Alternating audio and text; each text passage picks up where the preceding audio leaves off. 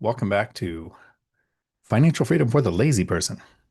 The question is, are you lazy enough to want to make work optional? Ironically, most people aren't. In this video, I am going to cover, in this video, I'm going to talk about broke millionaires and how most people have the wrong perception of being a millionaire. And I have a video coming out in a week or two about the two largest studies done on millionaires by the Dave Ramsey Group and by the Millionaire Next Door. That's not what this video is about. This video is about the 24 million people in the United States who are millionaires, with air quotes. 75% of them are broke. This is based on some studies that I've done, some personal data digging, some deep research with ChatGPT, which usually is wrong. But went to some websites, looked up some things. The 24 million or so people whose net worth is above a million, they do a couple of things wrong. First, to me, thinking net worth shows that you're a millionaire is not only a mistake, but it's why most people don't try harder or don't shift gears or tracks or careers to try to make it to where they are actually wealthy. Because when we think of a millionaire, if you go to most of your friends and you say that person is a millionaire, the last thing they think is that that person has to work.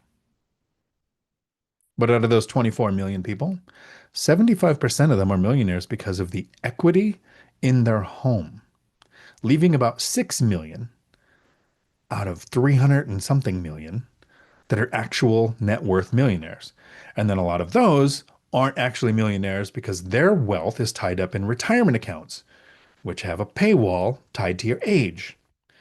And even out of those 6 million, most of them aren't millionaires if they knew how to do the math right. The number is fake. If you're relying on the home equity to be called a millionaire, the idea is when we think of a millionaire, how ridiculous is it to think of somebody who, if they don't work, they lose their house?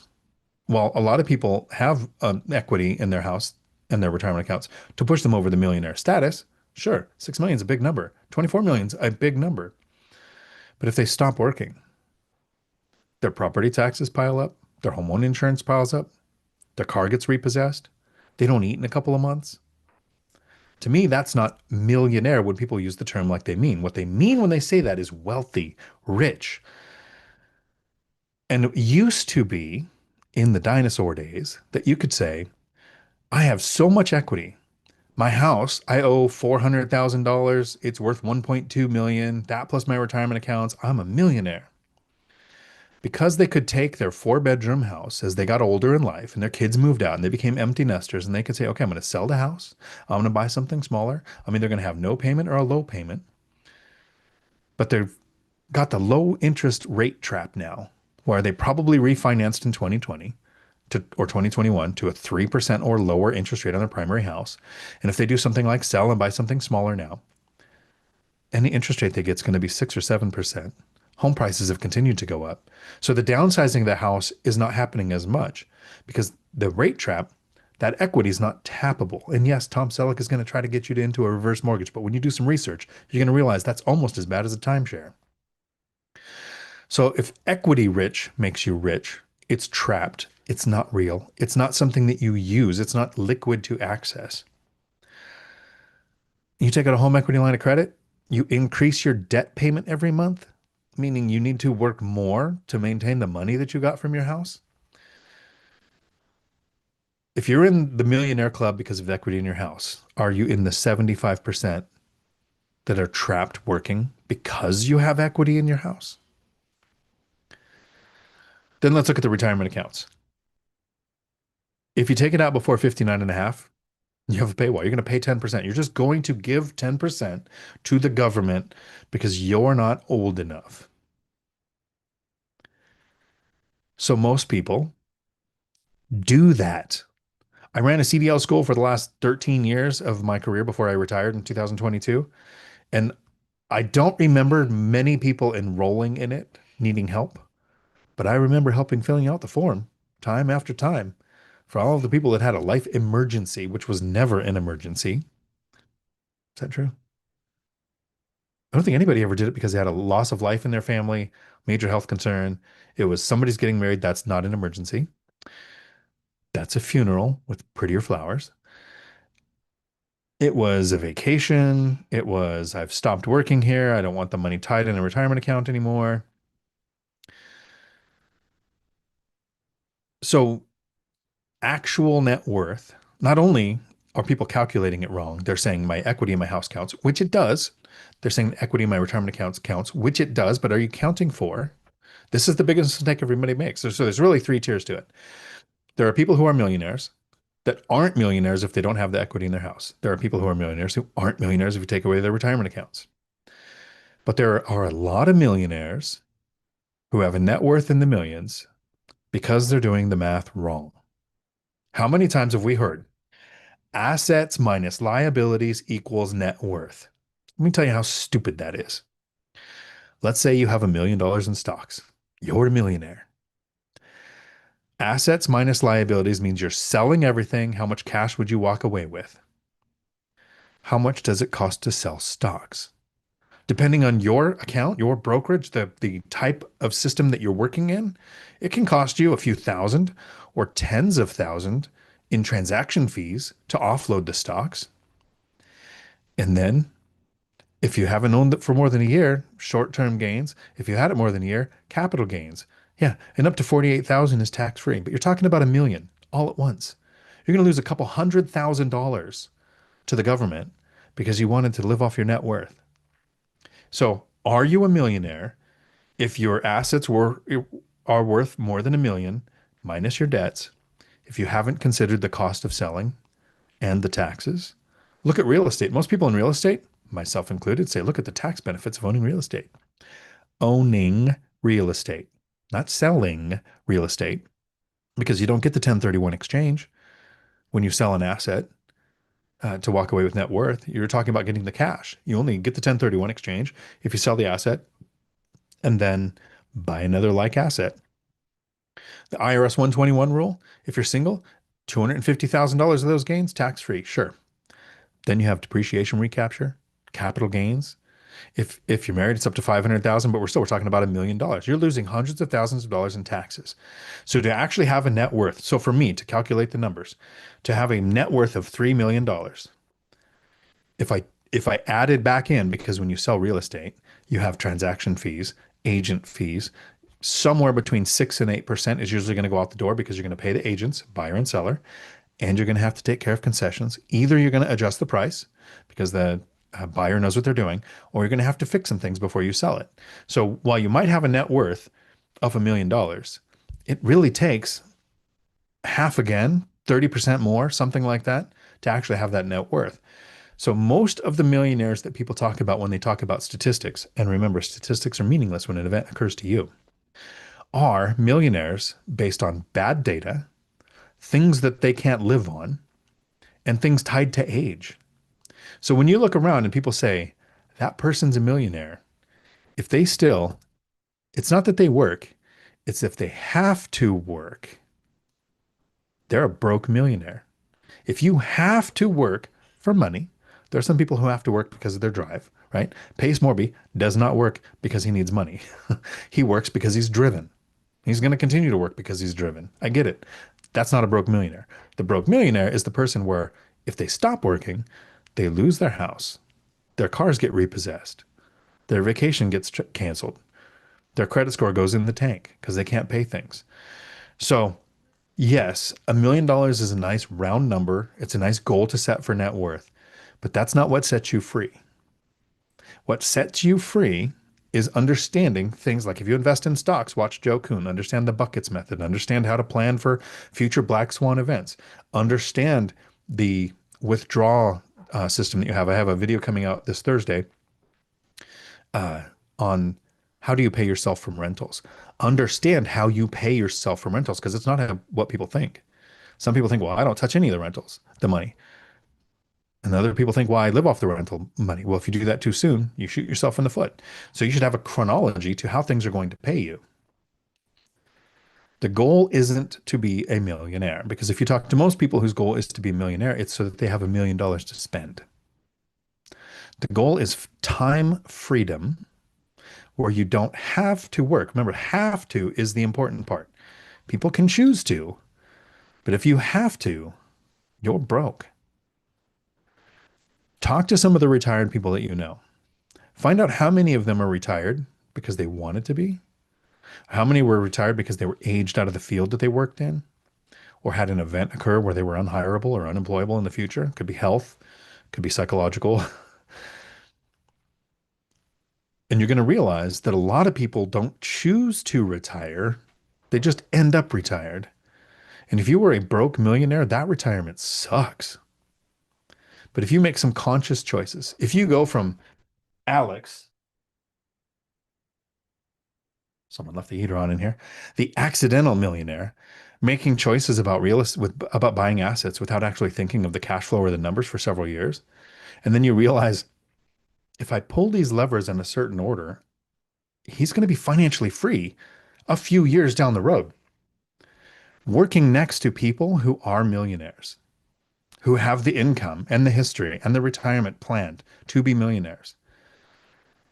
But how many people don't make it to the age of their pension? Or how many people aren't planning for those black swan events like a pandemic or a stock market crash? Or it'll probably never happen, and it definitely won't happen in about 8 hours, a government shutdown, prolonged government shutdown that could actually impact your strategy. I don't think most of us run in circles where we can talk money. You need to find the circles where the people understand that you're going to be making choices that have a huge impact on your future. You will be alive in 5 years. Start investing like it. Howdy. Rant over. That rant exists because of somebody saying that it must be nice to be a millionaire. And I thought, yeah, there's a ton of millionaires where it isn't nice to be them. The rest of this video will be me answering questions. We had a members only live stream about an hour ago that went pretty well. We not only looked at a deal, but we looked at how I'm advertising my deals, the change that I've made, the thing that now takes my 2 or 3 hours of research down into a few minutes to list a property better. And we have a course call tonight at 6 p.m. Pacific. So this will go, it has to end before then. But the idea is that this goes as long as the questions do. So I am looking forward to each question that you have that helps you reach financial freedom to make work optional.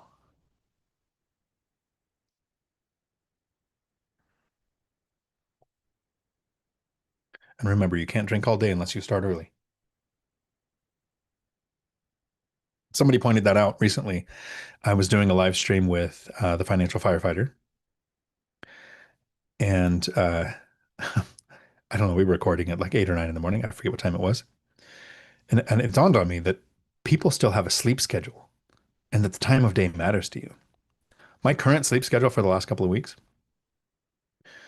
go to bed around 10 o'clock at night, wake up around 2 in the morning, go back to bed around 7 in the morning, wake up around 11, rinse, repeat. When do I feel like laying down and closing my eyes? It's so much more healthy to sleep when your body needs it instead of when some stupid alarm clock says, hey, your company needs you back at the office. Wayne, howdy. T Profit, howdy. Renewal guys, nice name. I like it. Howdy. If those are members, hopefully I saw you in the members meeting earlier. If not, all of the members videos are there. They stay on YouTube for people to watch to learn the skill of analyzing a deal, which in practice takes 45 minutes to go over all of the aspects that we do when we look at a deal, but in practicality takes 3 to 5 minutes to actually look at a deal. It's easier when we dismiss deals, right? Don't be Taurus. Don't charge all the red flags like I do in dating. Actually look for the red flags, dismiss the deal. At the 3 to 5 minutes, we know to set that deal aside and do a deeper look, get to the point where we make an offer. And I really appreciate somebody having a deal for us to look at today because I don't want to look in my market. I will look when I'm in buying mode. I'm not in buying mode right now. Remember, you're not supposed to be buying when you have big events going on. I have some travel going on. I don't want to buy right now. JMFS, howdy. Good to see you here. Jay, Mullis, howdy. Jason, good evening. JMFS, I just moved tenant money and W-2 money around to pay the mortgage on my house hack and into higher yield saving account. After dealing with some dysfunctional sass from W-2 management, so time to get sassy. Life is better when you have options. Freedom works, says Charlie Kirk. Rest in peace. We are all Charlie Kirk. If you celebrate it, GTFO. If you're sad about it, you can stay. Wayne, good afternoon. BuzzTune, Mikey, howdy. Good to see you here. Hope to see you in the course call. Brian, howdy. Laura, howdy, Laura. Good to see you here. Book is sent, so it should be getting there anytime. Congratulations on winning it. The three people who won it. I got Angel's address and Laura's address. The other one I haven't got the email yet on. So check your email and make sure you sent it to the right place. Ninja Vanish, howdy. Captain Charisma. Major Riz. Nicole, howdy. Deconstructing Dreams, A Financial Journey. Matthew. Some houses in one area on my watch list went up in price the day of the Fed announcement. So I don't know that it's affected mortgage rates yet because the 10 impacts that more than the Fed, but it does affect buyer sentiment. The day that interest rates come down is the day that prices go up. I don't think I'll do it now because I want to get through the questions, but I'm making a standalone video on how houses are cheaper today than they were 25 years ago. And I can prove it. Deconstructing Dreams, A Financial Journey. Always hear a million isn't what it used to be by all the people that will never be one. My Facebook post 2 weeks ago. How come it's always people with $17 in their bank account that say $1 million ain't what it used to be? A lot of people have a negative net worth. A lot of people carry credit card debt. 60% of people can't handle that $1,000 expense without creating debt. 48% of Americans between the age of 55 and 65 have zero saved for retirement. And idiots say a million ain't what it used to be. Of course it isn't. It isn't what it used to be. It's still more than 90% of people are ever going to see. Josh, I kind of like the accredited millionaire formula, millionaire not counting your primary residence. I like that. I also like it when you count the cost of selling, whether it's the taxes or the transaction fee of whatever asset class you own. The Yoder, howdy. Tammy, howdy. Deconstructing Dreams. If the primary doesn't make money, it is a liability and shouldn't be counted. If the primary makes money, as in a house hack, is an asset and should be counted. I like not counting it in the net worth if you have to live in the house. If you're going to geo arbitrage, sell everything and move to another country or a cheaper part of the country, it's a calculated part of the net worth.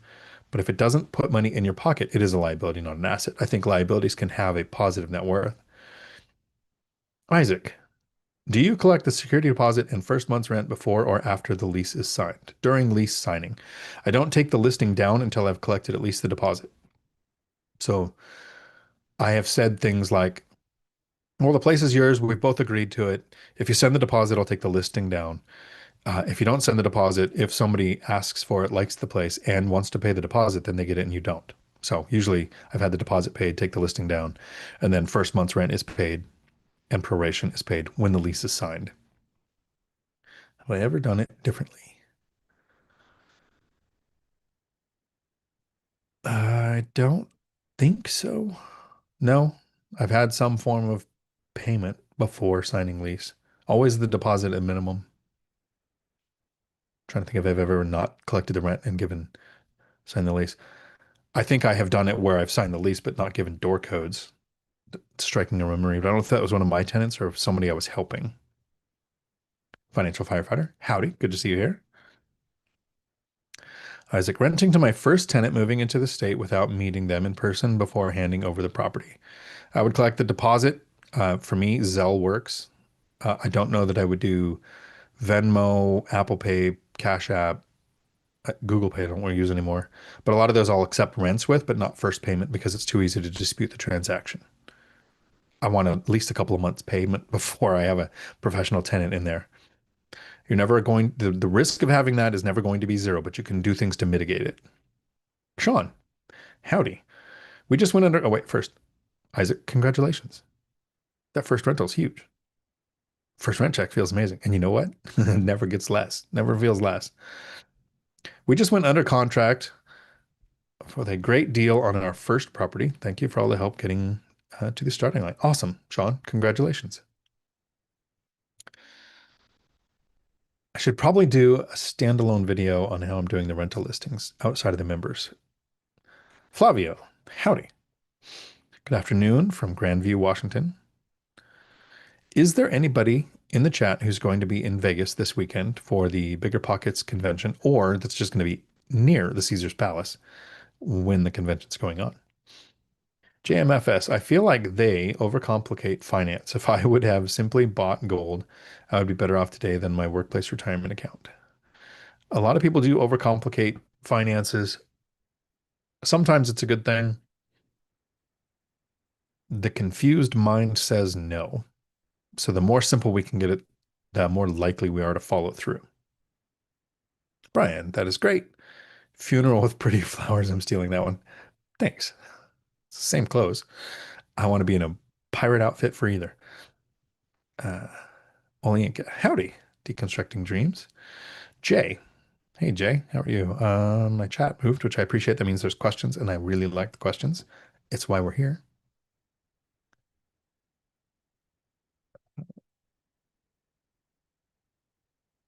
Except it moved. Okay, there we go. I collect security deposit at the time the apartment is taken off the market for the rent tenant. Exactly. It's a holding amount that turns into security deposit when they move in case they change their mind. Right. And then I'll usually just charge a reasonable fee. Like I don't, have I had anybody back out? No. So it's just a mental exercise. If somebody backed out, I don't think I'd keep their whole deposit, but I would charge a reasonable fee. Jay, first month's rent is collected when the tenant signs the lease and gets the keys. I do coded locks, so I never do keys. My tenants don't even have keys. Tozier, hope everything is going well. Howdy. I hope you're having a day full of amazing. Diane, howdy. I bought my first rental property and created an LLC. However, the mortgage company said this is a no. A friend said everyone does it, and I shouldn't have involved the mortgage company. How to do this? I'll just read the next comment. Usually I try to answer before reading, but Dion has a great rant on LLCs, when they should be used and when they should not be used. It is very good. Thank you. Deconstructing Dreams, a Financial Journey. So, Diane, there are times that you should have an LLC. And this, of course, is my opinion. The first one is if you have partners. So Millennial Mike and I consider him one of my closest friends. We were looking at a deal together in Gary, Indiana. We would have formed an LLC because the idea is to protect yourself from someone else's mistakes. I make mistakes. If I was going to do a financial deal with somebody, I would want them protected from my mistakes. So the LLC is there to protect me from him and them from me. So, and that's outside of your spouse. If your lending requires an LLC, some hard money lenders do, some DSCR loans do, they'll want an LLC. Not all, but some.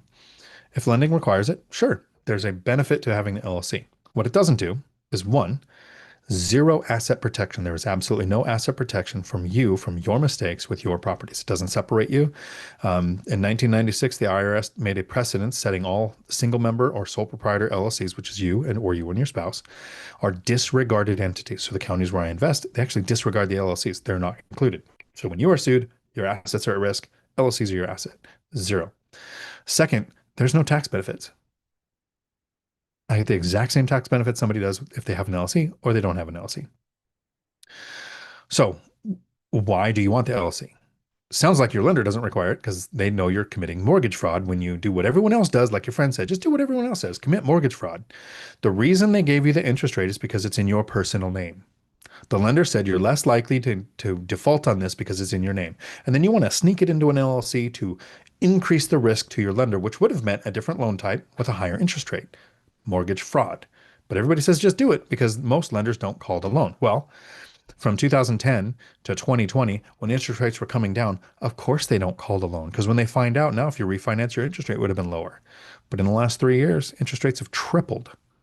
So it's more likely now that a lender is going to call it a loan if you do something like mortgage fraud of trying to put it into an LLC after you've bought it, sign the paper saying it's in my name, I'm taking the risk, but no, I'm going to mitigate the risk for me by increasing the risk for the lender and put it in the LLC. They're more likely now to say no. When they said don't involve the lender, what they meant was lie by omission.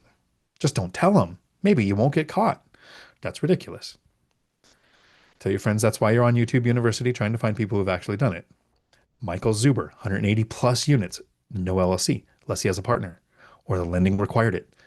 Matt the Lumberjack Landlord, 150 plus units, no LLC, until his health care for his kid, for his family, made getting an LLC the most cost effective way to get the right health care for what they needed. Now he has an LLC. So there are times you need it. It's not asset protection and it's not taxes. So what would I do? All my properties are in my name. Never be in an LLC. I actually have a long list of reasons why they're not in a trust. There are times the trust makes sense, and there are times the trust doesn't make sense. Three forms of asset protection that I do use. The first is the mortgage. The banks are in first position. Like if I get sued, they're not taking it from the bank. The second is insurance. You have homeowners insurance. And then once you get to a certain size, maybe you consider getting an umbrella to cover more of that. But the third and most important form of asset protection is be proactive. Fix things on a timely schedule. With Tenant's call, figure out what is an emergency, figure out what is time sensitive, get it done immediately. And if it's on the honeydew list, you put it when we get there for the next thing, we'll fix that. You can differentiate things, but actually fix things like loose banisters, a step, or anything that can create an injury. Of course, you fix that as soon as possible. Be proactive on repairs and maintenance, homeowners insurance, possible umbrella. And I don't like paid off properties. I have 8 properties, 18 units. 2 of them are paid off. Those are the only 2 that I'm concerned about. I'm actually in the park if I should go put mortgage debt on those properties just to put something in first position on them. I haven't done it. And that's probably because if I lost both, I still wouldn't have to go back to work. That's how I look at everything. When I make a decision, it is would this make me go back to work or not? My worst case scenario is better than what used to be my best case scenario. John, Diane, I hope that helped. And you just bought your first rental property and created it. Well, first of all, congratulations on that. Like that's a huge step. Most people don't realize how big a step that is. And I'm here with questions. I'll put my email in the chat later. Everybody that's watching can send me questions. I answer questions through email. Sometimes that sparks the reason why a video is made or why the topic for a video comes up. If you're new to the channel, I'm here every Tuesday, 4 p.m. Pacific. Next week might be one of the first weeks that it might be late because I will be on stage at BPCon 2025 on Tuesday. I think I go on stage at like 3 or 3:30 and it's going to last until into 4. So, John Williams, definitely a broke millionaire. I've been calling myself that for a few years. I'm not so licked on primary home, but so much is locked into 401k, not creating cash flow. I had a significant amount in 401k too up until 2020. It's not that 401k is bad and you should contribute for the match. The match is not free money. It's your money that they took out of your compensation package to hold back for a match. So if you don't take it, you're losing some of your own money. The way I look at that, boy, apparently wine is better on the throat than whiskey. Shouldn't do whiskey on top.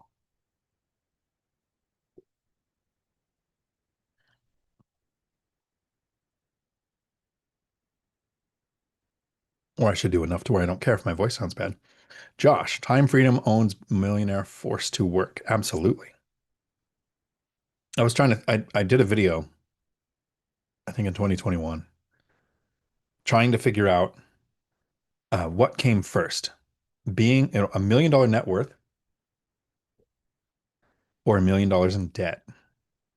And both of them happened on the same day. And I can always tell when somebody hasn't thought about finances yet, when they go, you can't have $1 million net worth if you have $1 million in debt, because they don't know how math works yet. Brian can relate. John, 12% of my net worth creates 12,000 of annual cash flow. I'm brainstorming ways to make it closer to 100%.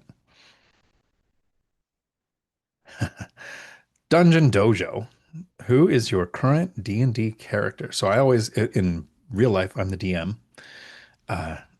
on Dungeons and Dragons online, I am a uh, always a caster. I've had friends, and this is way too much of it. I'll get back on track with real estate and investing, but I've always had people ask me, why do I always play casters and you don't play like first person shooters? Been to war. I don't want to fantasize and do my downtime on things we can actually do to each other as humans. I want fantasy to be the fantasy, dragons, wizards, that kind of stuff, stuff that isn't here in our day to day. Back to real estate. Wayne Wong, any updates to your offer on the property from 2 weeks ago? Um, so I made two offers within the last 2 weeks. One countered too high for what I wanted. I forget which one it was. The other one, I haven't heard anything back yet. I'm not quite yet in buying mode where I'm going to start hunting and making offers. But when I do, I will probably make an offer a day or two offers a day when I get into that mode. There are that many deals out there, and they do make sense. I have tried not to look. Deconstructing, who is it? I just, in my market in this area, just closed on a deal that I was like, yeah, that was absolutely a killer deal. I forget who that was. Deconstructing dreams. Only thing I care about is the difference between what comes in and what goes out. All about that monthly cash flow. Yeah, I tried not to turn it in the intro to the video, because I'm gonna release that on its own, into a cash flow versus net worth argument. Just millionaires can be broke. Broke people can be broke. Millionaires can be broke. I don't know about billionaires. I don't think that that's a thing. Olinka, I like to sleep without getting up at 4 o'clock. 4 a.m. Yes.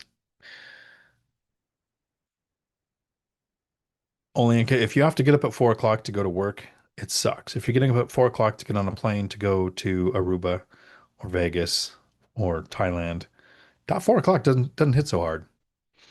JMFS. Okay, question. I started my first house hack on August 1st. Congratulations. Too much like Dion's first renting to a friend, but it's working great so far. Other than stacking cash, where should I point my focus now? Have a strong lease. Tell the person that it's a friend and everything, but you need to do this because if you ever get audited in the future, you want to know that you treated all of your tenants the same. That's the verbiage I would go with. Get a strong lease in place. Uh, where should I point my focus now? So you have a house hack, you have a tenant. The 6 steps to getting started in real estate for me are the same before I owned a rental and between each rental. So, real quick, the 6 steps. First, what are you doing to increase active income? And I'm not saying the Ryan Pineda answered that you shouldn't invest in real estate at all. You should go out and make a YouTube channel and make hundreds of thousands of dollars. No. Are you working overtime? Are you learning skills to be more attractive to your employer to get a promotion? Or have you considered changing companies for a significant pay increase because sometimes competition is more willing to pay you to steal you than your employer is sometimes willing to pay you to keep you? What are you doing for types of side hustles? And what could that be? That could be all kinds of things. It could be an online business. It could be, I played World of Warcraft and sold things online. It could be a lawn care service where you're working weekends. It could be a part-time job. It could be any number of ways that you're increasing active income, and primarily that's usually through your W-2. Is it climbing the ladder, changing ladders, changing careers? So that never changes. In growth mode, I'm always looking at how do you increase active income because that's how you save. Saving doesn't mean spending more because there's a limit to how much you can reduce. Saving means increasing active income and decreasing expenses. So in growth mode, what streaming services do you have that you might not need? Are you using the gym or could you buy some weights and have them at home? I think everybody in the members only saw the weights along my floor here. Um, so increasing active income, decreasing expenses, avoiding life creep because you're in growth mode. That doesn't happen forever. It just happens for now. And once you hit retirement, financial freedom, if you're anything like me, it'll be beyond what you need so you can continue to grow. Second, what are you doing to increase your credit score? Have you automated as many payments as you can to make sure you're not going to have any late payments? Have you reached out to your credit card companies and say, hey, I would like to increase the total amount that I can borrow, but not actually borrow anymore and still continue to pay it off? Me, I pay it off every day, but you want to pay it off to where you don't carry a balance from one month to the next. The higher the credit limit with the least amount of credit utilization, the more increase that can happen to your credit score. There's probably more things. I would go on YouTube University, watch old Graham Stephan, old Meet Kevin on the way to improve your credit score stuff. A lot of that stuff's still true. Step 3, You have a place, you have a tenant, you're house hacking, talking to your lender, what options change for you now, and know when they change again. Once you have rental income on tax returns, you're in a different ballpark for borrowing money to buy the next place. So are you recording that in a way that's going to be on your taxes? Sounds bad, but if you have a rental and you're doing a house hack, and even if it's a single family house, you might now be able to start depreciation on a part of the house, making it a multi-unit. You have to talk to your tax person to see what works there. But getting rental income on your tax returns is something that you should be working on now. This is where your focus should be now that you have a house hack with a tenant going in there. The fourth thing, it's like you've picked a market, you've picked a strategy, right? You're still continuing to study that. Are you looking at single family, house with ADU, small multifamily, stocks, crypto, run a business, whatever your thing is? Watch your market to see what shifts. Sometimes it's things like what happened in 2021, 2022 that had a huge impact on my rents. Remote work changed the game. Rents doubled 45 minutes to an hour and 30 minutes in travel time, not distance, but time from the local work hubs because more people were working remotely 1 or 2 days a week in the office. So rents pushed up further out. I wouldn't have known that if I wasn't watching my market. Even though I already had rentals, I was still watching my market. Step five, how are you searching for your next deal? Because even when you're in growth mode and you're not ready to buy, you still want to be watching the market to see what trends are going on. Is it auto searches? Is it driving for dollars? Is it the worst way, Zillow, Redfin, Realtor, all the outdated bad data, but you're at least looking? You continue to do that. And then the step six is you're still repeating the process. If you just closed on a property, I wouldn't be in a rush. Like it was 2 years to get my first one, 2 years to get my second one, like 4 years to do two deals. I wasn't in a rush in the beginning. I wanted time to get my systems in place, how to manage a tenant, how to find a tenant, how to deal with a tenant turnover, things you've got to still learn in the future. But if a killer seller finance deal pops up at the next local real estate meetup and you're not looking, you might miss it. It might be something where you don't have to worry about lending or qualifying. So continue to hunt through your deals. Those 6 steps never change for me. In growth mode, always thinking of ways of increasing active income. Still concerned about my credit score. I still talk with, I just actually talked with my first lender. I actually told her, I referenced her in the book without listing her name. She's the one who taught me how to get the best interest rates on a loan. She just reached out, random communication, still in communication with lenders that I haven't used for a while. I still have auto searches set up with my agents. And as much as I'm not trying to right now, because I'm not in growth mode and I'm not actually in buying mode, I'll still look at deals. I still like to go on the members only, compare deals, and look at somebody else's deal to keep that skill current because you want to know the checklist of things that you look at a rental. Today, if you were in the members only today, it was like 40 minutes to go over the thing. The last 5 minutes were finally when we got to the math because that isn't the least important thing. Like we don't practice the math until we get it right. It's so important. We want to practice it till we can't get it wrong. But once we know how to do the math, it's just one box out of like 10 to 15 boxes I want to check to buy a rental. And so you still want to be building that skill. Congratulations again, JMFS. That's cool. Alex, hey, you are here. Howdy. I will see you in Vegas. And I don't know when you get there. I get there Saturday around noonish, going to the pre-party on Saturday. And then I'll be around all day Sunday. Monday, I'm presenting in 2 different panels. So Monday's kind of jam-packed. And then Tuesday, I present at the end of the day. Sean, howdy. T Profit. I'm curious what Dion's brain thinks versus Orca brain. I'm curious what sparked that conversation with that sentence structure.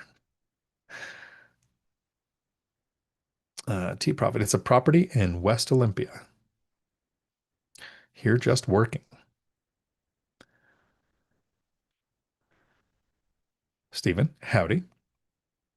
Thomas, new here. Welcome. Welcome to the dark side. We have cookies here. Your content is very interesting. It's made me rethink a lot about scaling. Nice. Cool.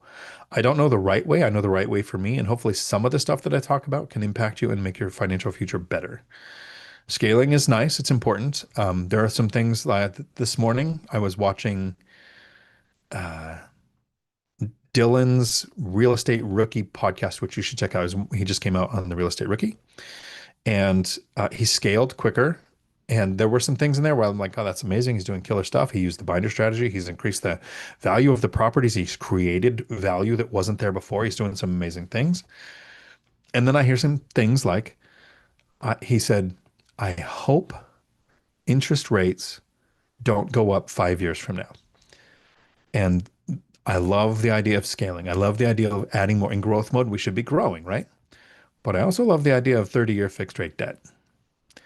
And now Dylan is the right age to go. In 5 years, I hope this works out. Catastrophically, if it doesn't, he'll recover. I was old enough to be around when Christ was just a corporal, and I don't have a lot of years left to recover. So I don't want I hope things are this way in 5 years. I don't want to get caught living on hopium.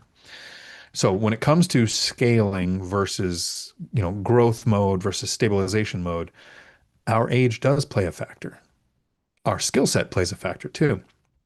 Our ability to sleep well at night. Dylan can sleep at night, knowing that he's making money, he's adding value to these properties, and in 5 years, he has a plan for if interest rates don't go the way he wants. I don't want to ever have to think that. My scaling was slow. My scaling was stick to 30-year fixed rate debt. So I did start looking at DSCR loans with 30-year debt. So I'll consider bigger properties. I haven't gone there yet. Um, for me, the problem is the people who think that's the only way. Dylan doesn't think it's the only way. It's the right way for him, right? So I'm agreeing with that. But it's the people who go, nope, monopoly. Three greenhouses, one red hotel. Three greenhouses, one red hotel. You buy small multifamily till you can 1031 into a 10 or 20 unit. You just rinse, repeat. Well, great. How do those loan reevaluations periods feel? How does the interest rate change in the last 3 years feel? Where interest rates could go to 50% and I'd still be financially free because I wouldn't be impacted. It'd do something killer to home prices probably, but I don't have the fear, the concern, the worry of what's going to happen to interest rates in the future. What I do is I watch and I go, yeah, those came down enough to refinance to increase my cash flow. I haven't even done, even when they went down to 3%, I didn't look at that and go, wow, interest rates have come down enough for me to pull money out, to add debt to an existing asset to buy more. So there's a different level of scaling for everybody, and no one is right. Right? There is no one right way, but there's a one right way for you. So take a little bit of Dylan, a little bit of Dion, a little bit of Matt, a little bit of Mike, and put it all together and see what works for you. Deconstructing dreams. GMFS. The beginning is pretty similar for most people. Reduce expenses, increase income, educate, analyze, increase credit score, reduce debt to income ratio. Yeah, was concise. I like it. The Yoder. Net worth means nothing if you don't have the cash flow to support it. If you have to work, you're broke. Laura, thank you. The book will be part of your private library. Awesome. Nice. Met with Corey. Uh, had dinner with Corey, and I brought a book to give him and sign, and he brought one to get signed. So that was cool. If you're new, we're talking about Laura and some other people answered a question quickly in the live chat. So they want a signed version of my book, which is available on Amazon, Financial Freedom for the Lazy Person. And when I mention it, I always like to mention there are no workbooks to go with this book. There are some scammers out there who used AI to make bad workbooks that have bad data and used my name and my title and are pretending to be me, but that is not me. The book is. The Yoder. A primary is a liability, which is why our house is cheaper than any of our investment properties. That is why. The Yoder, I don't know if you realize, have heard me say this. I house hack in retirement. Like I have like 10 things I do backwards compared to everyone else. I want my leases to end in the winter. I don't want good school districts. My tenants set the rent. I don't, a bunch of those things. One of these things is a lot of people use house hacking to get started, like JMFS. I just got my first rental. I got a house hack. It's a tenant. I did like Dion. I rented to a friend. I totally get where he's at, where they're at. But in retirement, I want a house hack because I want to travel and there's still somebody living on my property. I take the cash flow from this place and it pays for all of my travel. So when I travel, I don't want to own an Airbnb in Portugal that I can use when it's not booked, or I block out time for me to use. What I want is a property here in the US where I'm the owner. I understand the rules, the laws, all the legal stuff, and the cash flow pays for those trips. So I can get any Airbnb. I can go to Portugal when I want to. Next time, I think I'm going to go to the north side and go to Lisbon. Uh, Not so much on the Algarve, but I can go to Thailand. I'm going there for the winter. Same thing, cash flow from this. It makes, I'd have to think of what this place actually makes. It's probably like 1,500 a month in profit. And so what is that, 18,000 a year? I'm not going to spend 18,000 on the housing aspect of staying in Thailand. I don't know if I'd spend that in a year, let alone I'm going to be there 3 or 4 months. Freedom works. None of us are what we used to be. That is very true. Some of us are probably not what we used to be because we eat Big Macs or we buy props for videos. I don't know. The order. I agree. Jen, howdy. I'm saving up for my first duplex in Mason County. Nice. I like it. I'm hunting in there. Do you offer private sessions workspace? If so, can you tell me about it? So you have a couple of options. One, every Tuesday I answer questions. Two, here's my email in the chat that I said I was going to put earlier. I'm happy to answer questions.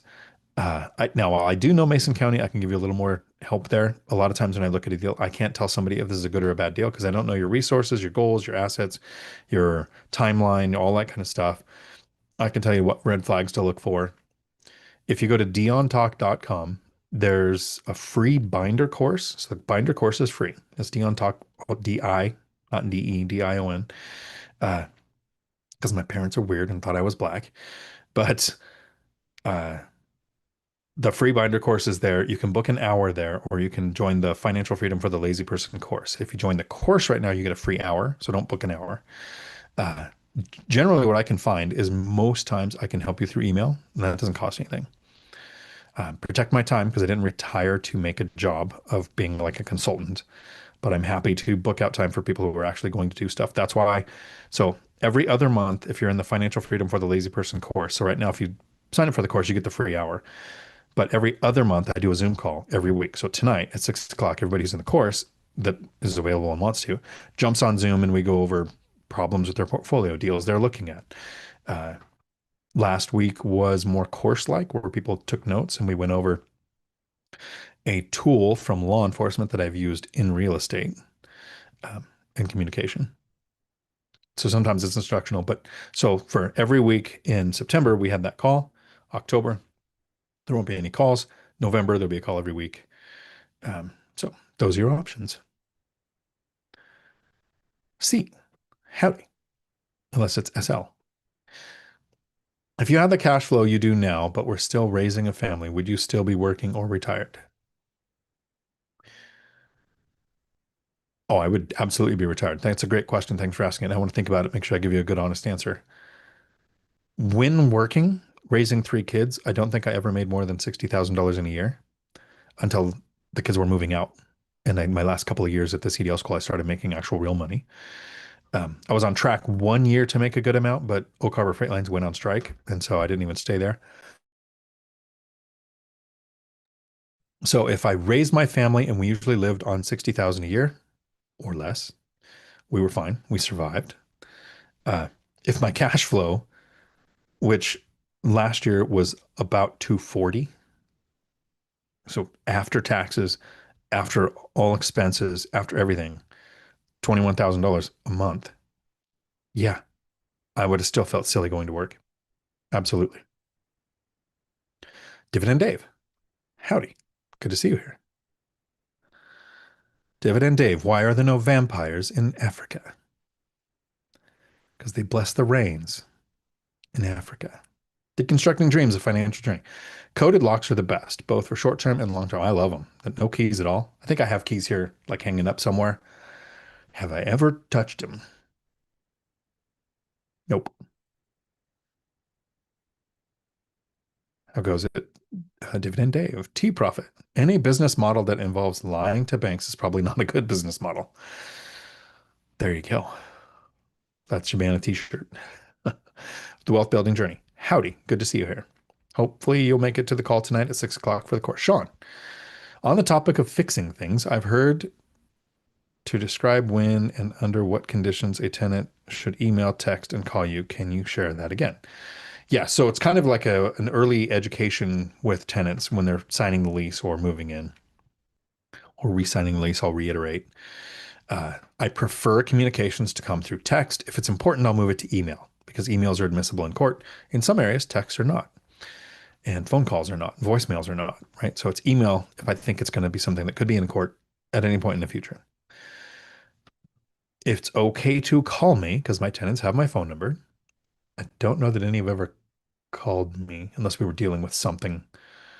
There was a time where somebody was having a company pay their 2 months of their rent, and we had a couple phone calls to help them with that. But generally, I only want a phone call if we've agreed to it, or if the conversation is going to include the terms fire, flood, or blood. And I think Ken McElroy was the first time I heard somebody say that, in like 2015 or something, and a Rich Dad, Poor Dad something. And I was like, yep, that works. I'm adopting that. And fire, flood, or blood. That's the only time they can call me. And I'm okay if I'm the second call. You should call 911 first. That keeps communications to a minimum, and texting doesn't take a lot. Can be answered in a couple of hours or a couple of minutes. Uh, not had an issue communicating. I have 18 rental units. I live in one, so there's 17 rented out units. Some of them are roommate situations. So I have more than 18 adults who could possibly reach out and go, "Hey, we have this issue with tenant." One reached out this morning, so I've got a handyman going to do 3 repairs uh, at a tenant's place. Yeah, I'll handle those texts all day long, as long as I don't have to work 60 hours a week or more, like I did at my job. I'll take those calls all the time. Omid. Howdy, Omid. Are you using Hemlane for property management? Can you please explain? So, out of the 18 rental units, I live in one.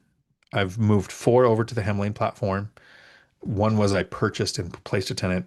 So, obviously, new tenant right on the platform. Others have been tenant turnover. What I didn't do is go to my existing tenants. One of them I might soon, just for the heck of it, because they're pretty tech savvy. But I definitely am not going to my lady tenant who's in her 70s, who's retired and has a flip phone and no interwebs at her house. I'm not going to tell her she needs to get the internet and learn to use the platform. So I haven't moved tenants over to it. But when I have a new tenant or a tenant turnover or buy a new place, I'm going to put that on the Hemlane platform. I use the cheapest version. It's Jack Thomas. This the whiskey should be like a steak. Just put nothing on it. Uh, with Hemline, I use the cheapest version because it's just I can advertise units. They get put on several platforms. I can collect rents, which I'm not even doing. I could step up and dispatch handyman, but I like to use my own because I'm self-managing locally. But the main reason I have it is so I'm going to Thailand for the winter. If during the winter I have a tenant turnover, I'll go, yeah, I'll get a hold of my handyman, whatever, get any repairs or maintenance done. I'll handle that myself. But I can have a leasing agent from Hemline go and do a lease signing.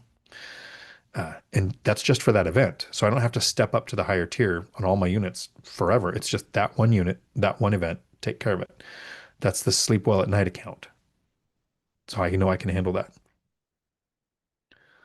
And then that would be a new unit on the Hemlane platform. Deconstructing dreams, a financial journey.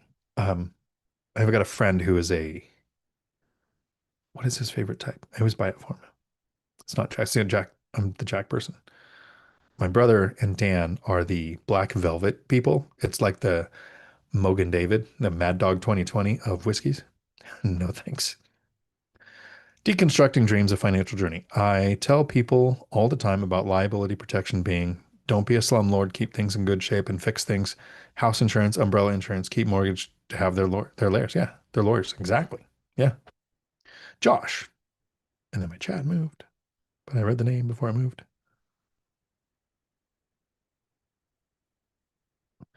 In the spirit of BP Caesar's Palace event, will you be wearing your toga? I was thinking of the pirate outfit. Full pirate regalia. Just no, I don't have the toga. Not a toga guy. But BiggerPockets is a little more professional than I am, so I don't think that they're going to want me on stage in a pirate regalia. A little disappointing. RG, I have cash earnings 4% in the bank, which is low. Investing in New York City is tough for good cash flow deals. I found a $450,000 property yielding $80,000 a year. I'm considering paying cash. What do you think? I'm not a fan of buying cash. I like leverage. The numbers don't work. You might have to expand your market out a little bit. There are people who invest in New York, but not New York City, who do just fine. I wouldn't want to own in LA County. I don't know that I'd want to own in the county that New York City is in. I wouldn't want to own in King County where Seattle is. I wouldn't want to own in whatever county Portland, Oregon is in, but I would invest in all of those states outside of those counties. I want blue states, red counties. Uh, so I'm not a fan of buying cash. You lose levered appreciation, levered depreciation. You're going to pay taxes on your income because you're not going to have enough to depreciate to offset what you're making. Sometimes it's the safest, feels the best, doesn't have the debt. But if you have, so it's 540, you're thinking about buying all cash. What if you went out an hour from where you are in any direction, find a place where the properties aren't as much, and you put $150,000 down on two or three properties, keep some reserves. Now you have a million plus.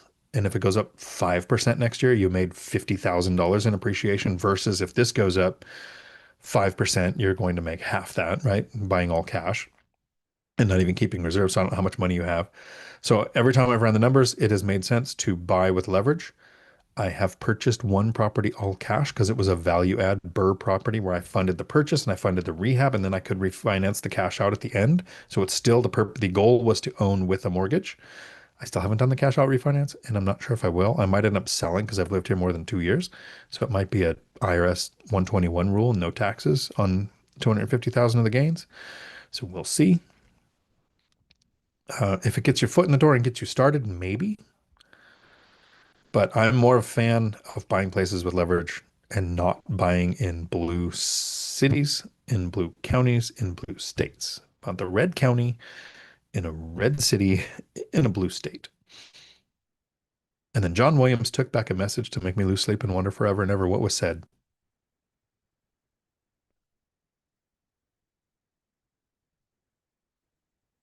So why a wine glass for something that isn't wine? The sommeliers out there will know. Drinks are about temperature. Dark Spring took back a message too. Oh no. John Williams. All my millionaire status did was disaster proof me. I could eat 401k penalty to pay off primary. What I struggle with is should I eat it to buy cash flowing assets? A brilliant question and great statement. Thank you. So when I was starting out in real estate, I didn't touch my 401k. I didn't add debt to it. I didn't, borrow against it. I didn't empty it out. I owned a duplex for 7 years before I looked at my 401k. I wanted my investing legs under me. I wanted confidence in my ability to get a return. I wanted to know I knew my market. I knew my asset class. I knew how to manage tenants. I had all of the basics down, and then I could put something like a retirement account at risk. So in 2020, I emptied it out, paid the taxes, bought a triplex. So that's kind of the chronology I look at there. When starting out, don't put something like your home at risk with a HELOC or cash out refinance. Don't put your retirement accounts at risk by emptying them out, paying the penalty, or borrowing against it. But once you own a couple of rentals, like Michelle, she had several rentals for a few years, and then she borrowed against her 401k and added to her portfolio. Absolute confidence. That was a great move for her. For me, absolute confidence in 2020 when I emptied it out, bought the triplex. I think it's my best performing asset. Super glad I did it. If I did that in the first year, so I could scale faster like the financial firefighter and try to get 14 rentals in 2 years, I would have fallen on my face. Doing a live stream is challenging. Try being a Marine, cop, and truck driver, and then clean your language up enough to keep saying things online. Because every time I want to say something, it comes out, and I catch most of it before it comes out, and I'm like, oh, that would offend almost everybody. Just fall on my face if I did that. It wasn't what I was going to say when I first started thinking of it. I would step on my something. John Williams. So how good are you at investing? How confident are you in your skills? Remember, confidence comes from competence. Are you competent in finding a lease, screening tenants, maintaining reserves? Do you have rentals? Do you have rental income on your tax returns? Is your debt to income going to be able to handle adding rentals? Because if you don't have the rental income on a couple of years of tax returns, scaling might be more challenging with lenders. But if you are past all of that and you have your legs under you, are you sure you'll find a deal that makes sense? Order of operations on when I would do that.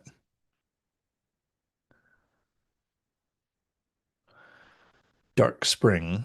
I'm just curious, was becoming a millionaire anticlimactic? I didn't know it till I did the video on it. I wouldn't have known it. I don't know if I probably would know it now. Because at some point I started looking at a DSCR loan and they were like, we want you to do a personal financial statement. And I was like, wow, that number starts with a three. That was pretty cool. Uh, that 7-digit number. Yeah. It means nothing. My net worth can drop to zero and I wouldn't care. How's my cash flow look? That matters. JMFS, thanks for the 6-step answer to my next step question. Awesome. Thank you. Chuck, your book is really good. Thank you so much. Have you ever heard of any lenders that require less than 2 years rental income? Yes, ask around all the time. Some of them, they just want rental income, proof with leases. Some it's 1 year, some it's two. Lenders change all the time. I'm owner occupying a single family house right now. 2 years is a long time. It is a long time, but how does your reserves look? How does your saving account look? How does your self education look? Do you have handyman that you've developed relationships with? Are there other investors in your market that you're interacting with? There's all these things you can be doing in those 2 years to where those 2 years don't seem so long. 40 years, more than 40 hours a week for less than 40% of what you can retire on is a lot worse than 2 years. The 2 years are going to suck. You can be doing a lot, but you can talk to different lenders. Maybe you have a better starting position than I did. Remember, I woke up one day and found out about $89,000 in my name I didn't know existed until we got divorced. I was only making $17 an hour, single parent with 3 kids. 2 years felt like plenty of time for me to get my stuff together to make the first purchase. If you're in a better position, things can go faster. I would find a balance though. What's happening in Vegas? Justin, howdy. BiggerPockets has a convention every year. Last one was in Cabo. The year before that was in Orlando, I think. So this year it's at Caesar's Palace in Las Vegas. Now, BiggerPockets convention, it's called BP Con 2025. I am presenting on 2 different days. Michael Zuber from One Rental at a Time is presenting. Lumberjack Landlord is going to be there. Alex, the external investor, is going to be there.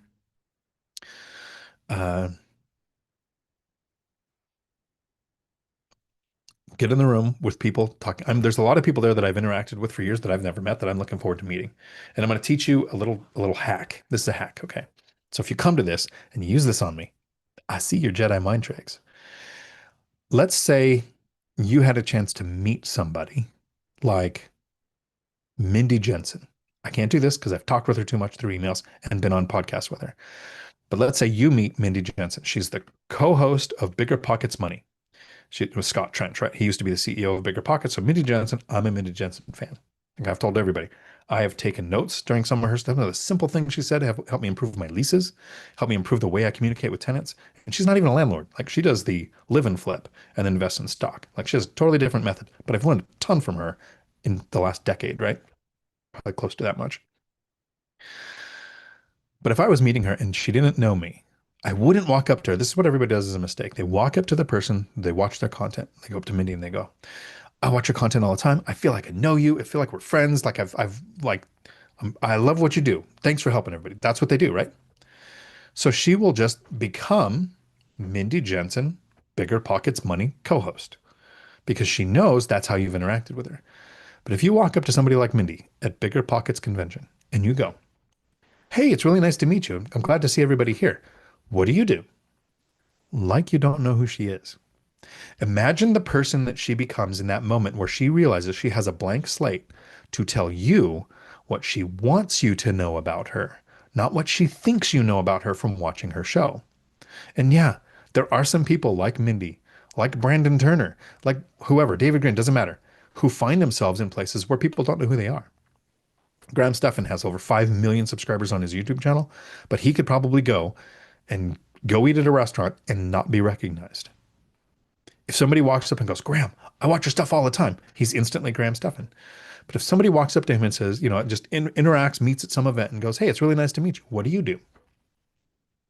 Start the conversation like you don't know who they are and see the different person you get to meet. I'm paying attention if somebody does that to me this weekend. Alex, if you were going to start over with a new leasing system, where would you start? How would you build your lease? So if I didn't have a lease, I'd probably reach out to somebody like me, Alex, that's in your same market and say, show me your lease, send me your lease, give me a copy of your blank lease. I would take the lease that somebody is using in my market to an attorney in your county where your rentals are, that the attorney that probably will deal with an eviction in the future. I learned this trick from my brother. Nanosecond of genius. It's very rare, but he has them. And ask the attorney, this is the lease I plan on using. So you're not asking them to draft a lease because that can cost you hundreds of dollars. You already got a lease from another investor. Just say, can you take a look at it? They're going to charge you like 15 or 30 minutes worth of time. and say, what would you change? What would you add to this lease? Because if I go through an eviction, I'm probably going to use you. What would make your job easier if we ended up in court together? That attorney is going to recommend something that is not on a state website, that is not recommended on BiggerPockets or on the Hemlane lease or on the any of the leases that you can get your hands on because it's not specific to your county's court. So even if you find one that people say is specific to your county's court, take it to an attorney and have them look at it. That's how I would figure out the leasing thing. And yes, I will send you a copy of my lease if you like. I don't know that mine's the best. Mine's the one that I've had the best luck with. Christine, howdy. You should email me an update on how that last purchase went because I know you were having some challenges right after you closed. We all do. It is not all puppies and kittens. Cabragoon Cabulus, howdy. I house hack, rent a finished basement to a family member. Insurance company actually sent me a questionnaire but answered as family and don't profit because it doesn't pass fire egress code. Could do that. What would it take to change it to fire egress code? I have, I want to say a coworker, but they were friends that had a rental and they said, there's no egress second floor, something, something. All they had to do was install a rope ladder. It's a little box you buy off Amazon and it mounts under the window to where if there's ever a fire, you break it open, throw a rope ladder out the window. It gave egress. That's up, not down. Basement's a different problem. So what would it take to make it pass egress? And is it worth doing it in the future? Dungeon Dojo. Casters are definitely the best. They're the most fun. Can you talk a bit about the tax benefits? I don't fully understand depreciation when it comes to depreciation recapture. How do you avoid that? First, I have never sold. So that's how I've avoided taxes. I own. I might be selling this place. There could be depreciation recapture on the other half because it's a duplex. Your IRS 121 rule only impacts the 50% that you occupy. Depreciation only impacts the 50% that you don't occupy.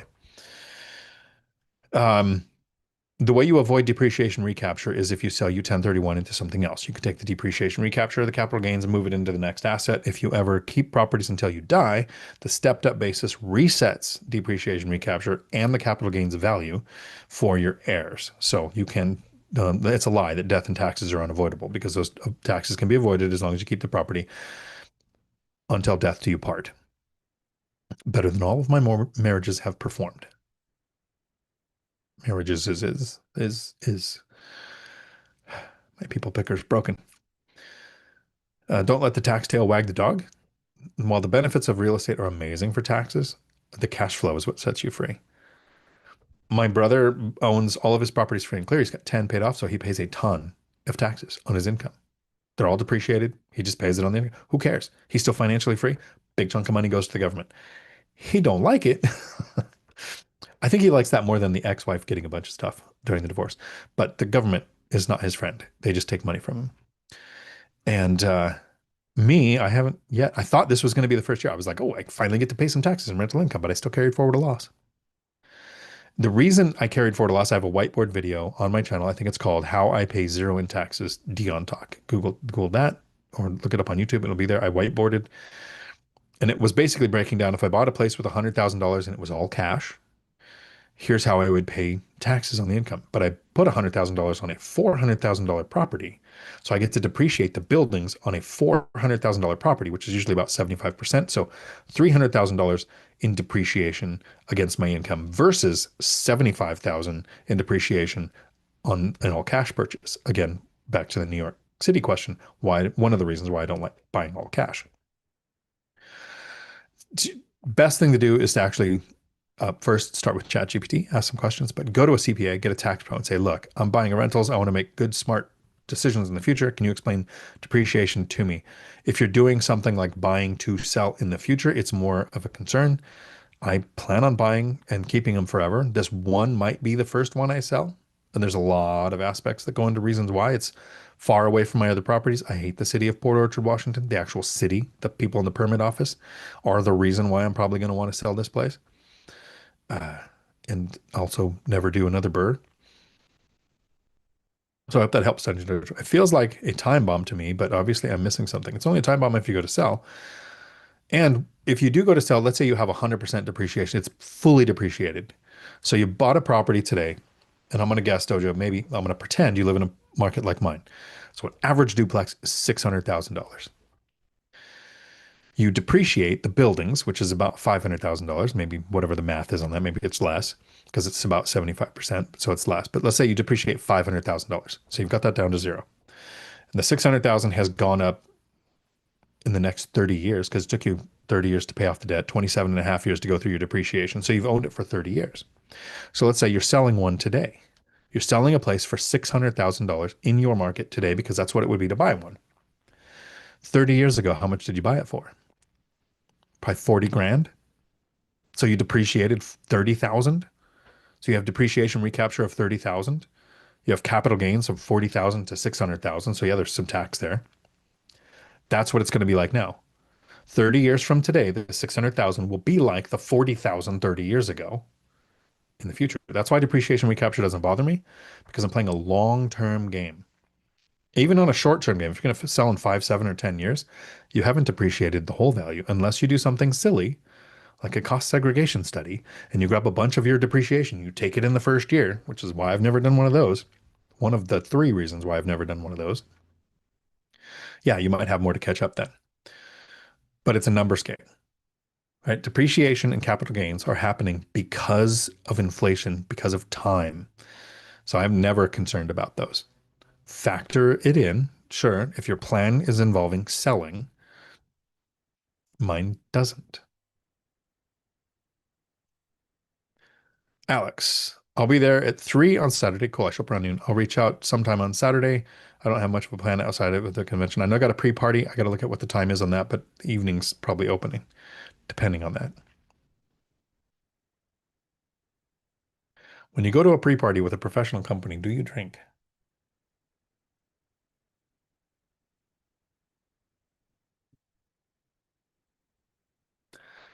My daughter, I think she was 15,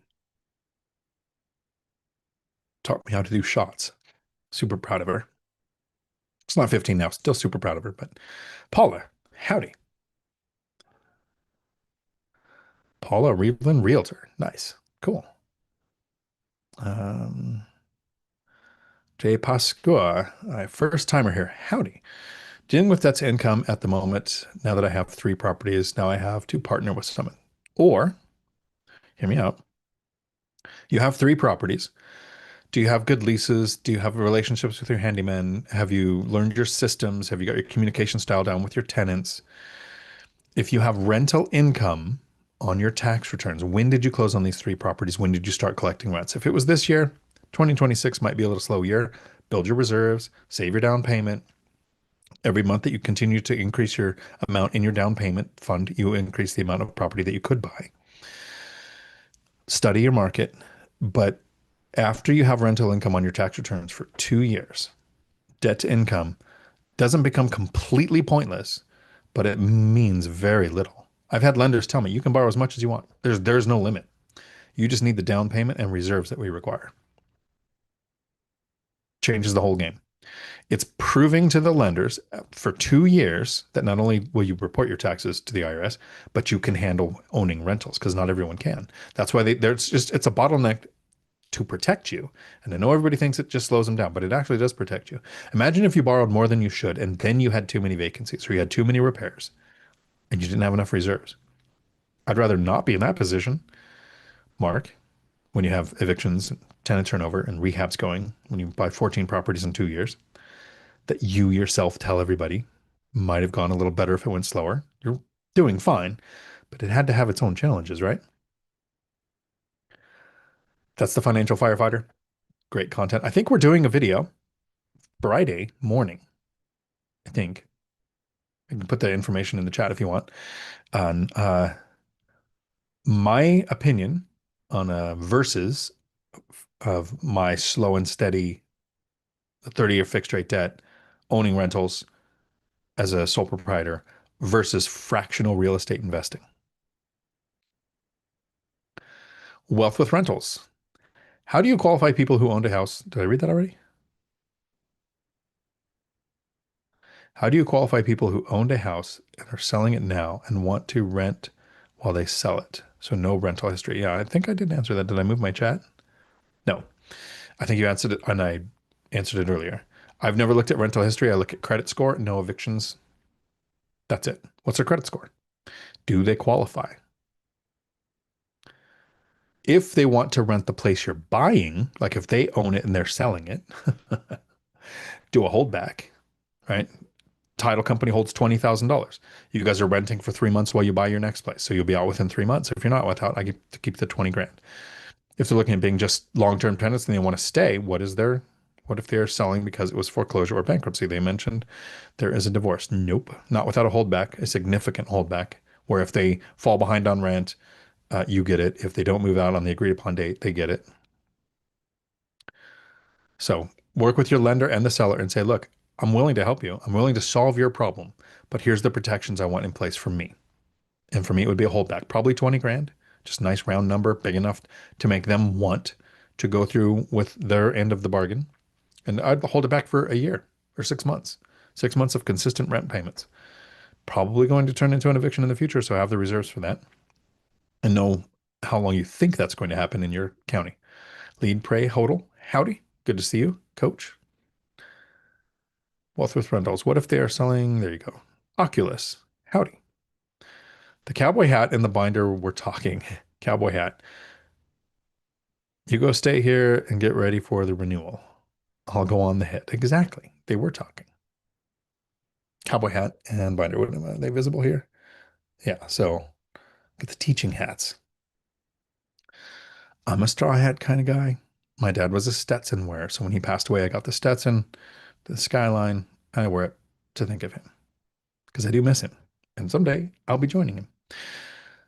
KOS 37 turn 96. Interesting name. Coaster 96. Can't stay and watch tomorrow, but wanted to chime in, even if totally random. Tenant quality is in the toilet right now. Have had like 2 people out of 50 have a 600 plus credit score for my vacant. How do the co-signers look?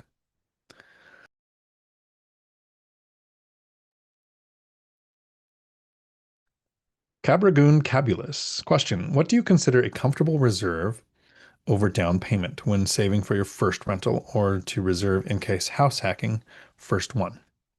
Oh, your lender is going to require a minimum of about 3 months of your PITI, principal, interest, taxes, and insurance. So whatever that is, if your mortgage is $1,500 a month, you're $4,500. They're going to require that or more. I picked 10 grand. I wanted 10 grand that I didn't touch. Inflation might make that 15 now for the first one. Later in investing, I actually went down in reserves to $200 to my name. I had credit cards I wasn't using. I had money in a retirement account. Lender used 50% of the retirement account as reserves. I didn't like doing that, but they would do it. And I had good cash flow at the time. The place I was buying had good cash flow. I was closing on the 6th, which meant I get the whole month of January after the 6th and February payment from those tenants before I had a payment March 1st. It's like I had a plan, but that was 7 years into owning rentals, right? 7 years after closing on the first duplex. First rental, minimum 10 grand. That's because a roof, a garage door, all these things, water heaters, evictions, things that can happen in the beginning. And I know a lot of people say, well, it's really hard to get started. If saving $10,000 is a barrier, you need to work on the barrier, not the asset. There's so many people who go, oh, I can get started with no money. I can go to seller finance deal and don't need any reserve. I don't need the bank at all. And then you fall on your face. And then Pasco joined the members. Nice. So the members only meetings are up. You can watch all the ones that were there. We just had one today at 3. Generally, we have 2 a month. This month, I've had 2 scheduled, and I've been in places where there were no internet. So that's why it happened today. I also thought it would be better to not have it on the weekend because I usually have them on the weekends, but not everybody can make them.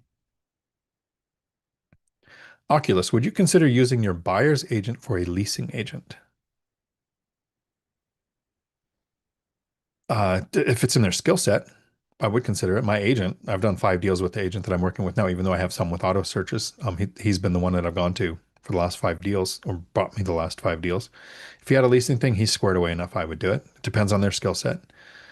Uh, that's how a lot of agents build relationships. It's actually the Graham Stephan model. When he was like 18, he was trying to become a realtor and he was going to sell their house to an 18-year-old, but he could sign leases. He could do a lot of that. And then 2 or 3 years from now, when that became a buyer, they became his what do they call it? Downstream or upstream, one of those. I'm not an agent. Long list of reasons why, but that was what he did. Actually, I like a lot of the modeling that he did to build his business, his financial freedom. Diane, when evaluating new properties, what are you looking for? Great question. So that's what the members only meetings are for. We literally analyze a deal, preferably not in my market. Well, we have looked at some in my market because nobody brought a deal that week or that day.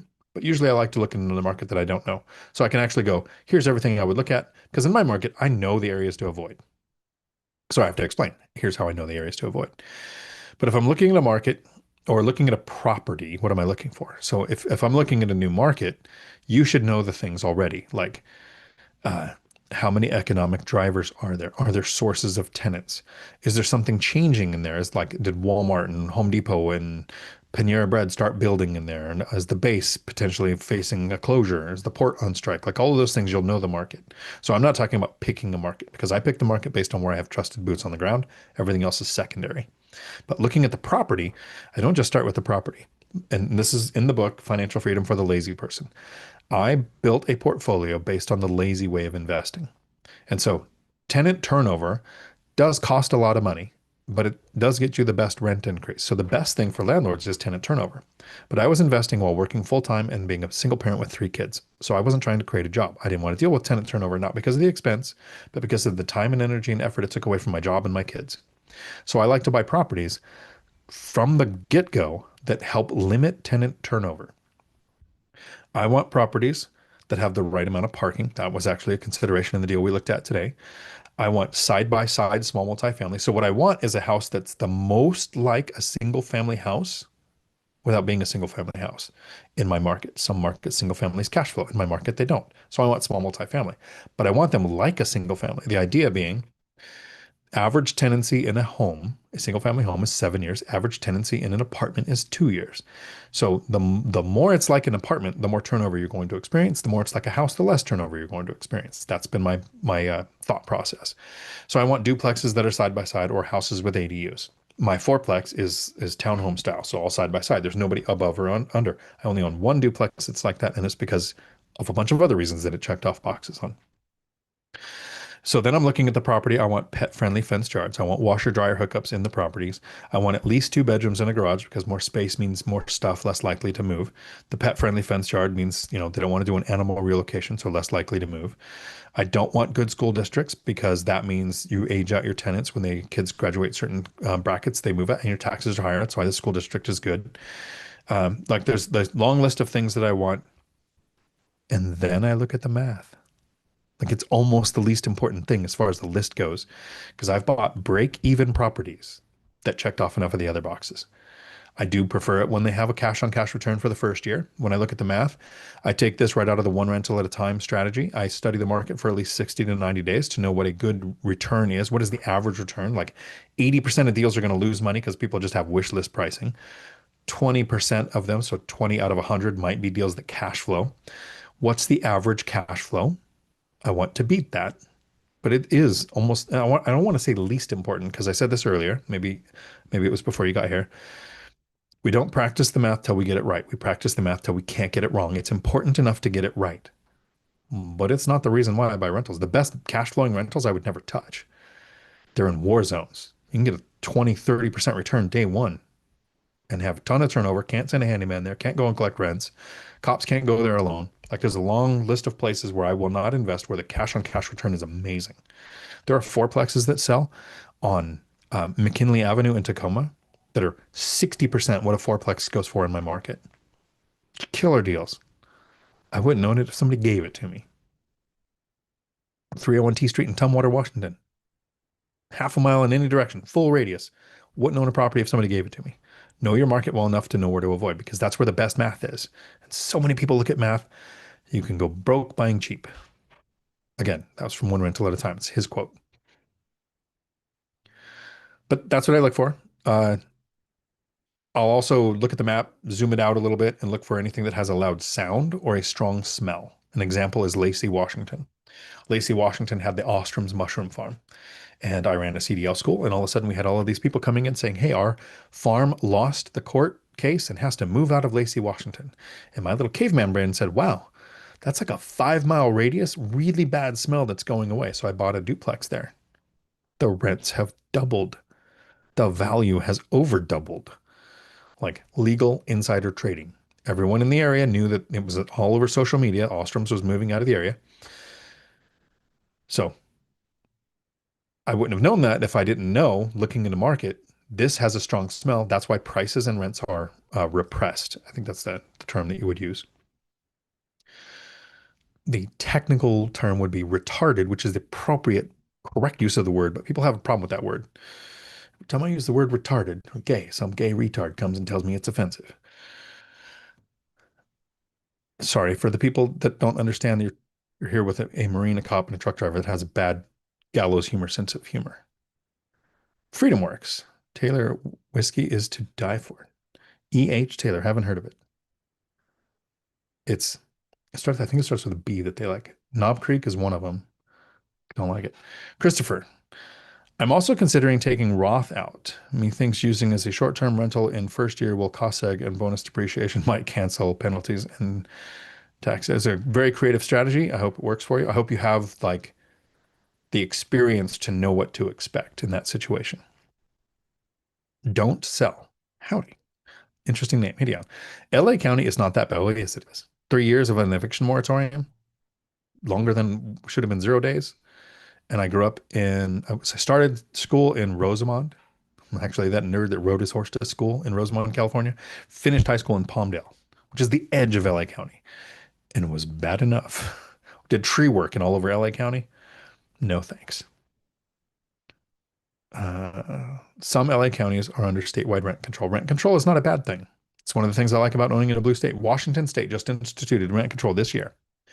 And I have a whiteboard video on it, how rent control impacts my portfolio. I'm making $138,000 more in profit in 2026 and 2027 than I was going to make because of rent control. It's the eviction moratorium. It's the tenants with rights. It's, yeah. Speaking of Jedi, thanks for Star Wars, John Williams. There you go. Everyone is not everyone. There are people investing successfully everywhere, and there are people who invest successfully in LA. My brother owns in Rosemont, right? So Kern County, great place. I would invest there, but not LA County. Michael Zuber from One Rental at a Time lived in Silicon Valley, invested in Fresno. So a lot of times people say, I would never own in California. And I'm like, yeah, it's a big state. Like you can fit a third of Europe into California. That's why when I hear people, I've been to Europe a bunch and everybody's like, oh, in 45 minutes, I'm in Germany or Spain or wherever. And I'm like, no, I can drive. It's the speed limit, 3 hours south, 3 hours north, 7 hours east. I'm in my same state. And my state's not even big. Washington State, it's not a big state. I mean, it's big compared to East Coast, but it's not like Alaska, Texas, or California, Florida. Have you ever driven to the Keys? Drive to the Keys in Florida one time, and then you'll realize, holy crap, Florida's a big place.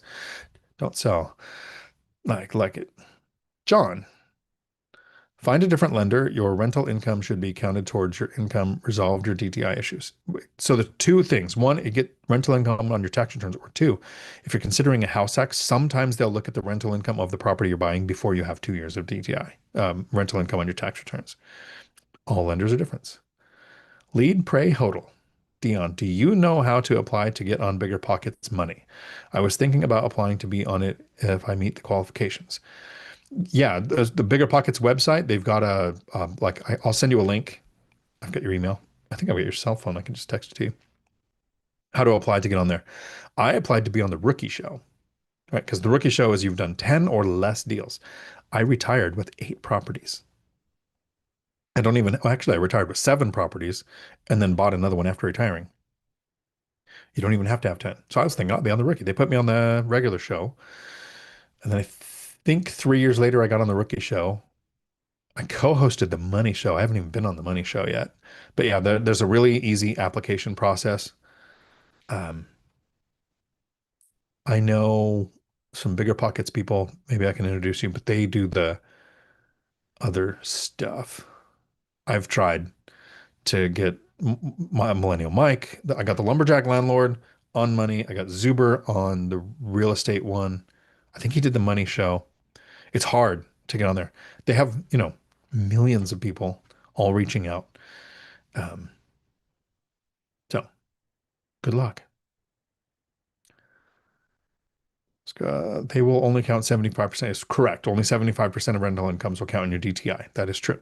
If 75% doesn't cover, you're buying, I think, bad deals. So thank you, John. My chat moved. That's budgeting out repairs, CapEx, vacancy, and maintenance costs, or is it rent minus PTI?